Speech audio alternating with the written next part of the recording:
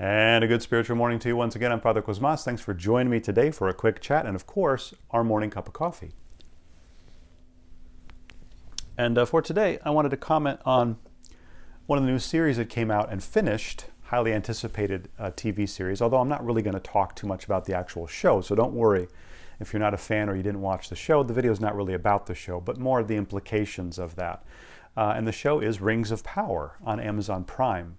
Sort of the prequel to The Lord of the Rings. Highly anticipated, a lot of money put into this, and the first season finished the end of this past Friday. So I thought I would talk a little bit about the implications of the show. So because, again, it's highly anticipated, and you can really sort of, right off the bat, tell the difference between the original work of Tolkien versus this sort of adaptation and prequel. And by default, when you make a sequel or a prequel, you're going to be compared to the original work. And this fell far short. Now, there are some people that absolutely hated it, some people that absolutely loved it. I thought it was okay. I thought it had some good parts and some bad parts. But generally, it fell far short of the original. And so that got me thinking about the implications for us in our spiritual life. Because, you can tell from the original work the amount of effort that was put into it. I mean, Tolkien, the original author, creates a whole world, a whole mythology.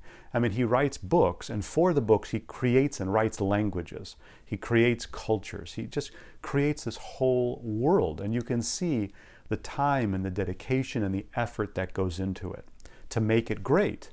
And then in this sort of Rings of Power series, you can see not so much. You can see something that's been sort of piecemealed together as an adaptation for the screen. And you can see that it doesn't have the same level of quality. It doesn't matter if you throw $1 billion at something. You still need character development. You still need good plot lines. You still need good timing and pacing.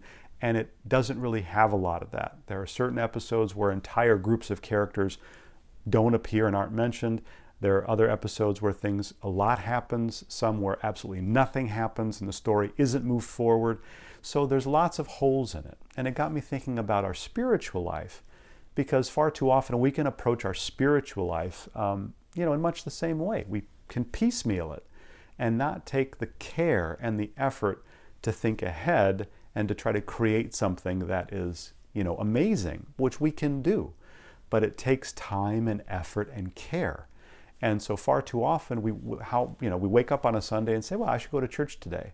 And we just might make the decision to get up and go to church. We might not.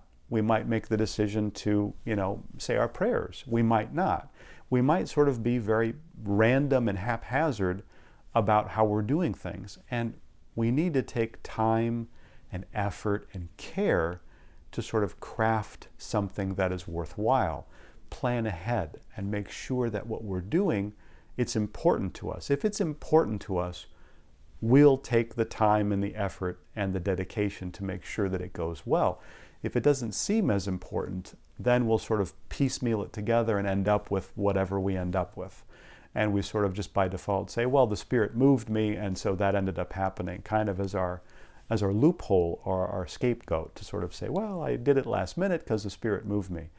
In the spiritual life, we should try not to do things that way. We should try to plan them out, take time and care and effort, and know that as feast days are approaching or certain times of the year are approaching, we take care and effort to make sure that we're putting together something that's going to end up being beneficial to us and end up drawing us closer in our relationship to Christ each and every day. Amen.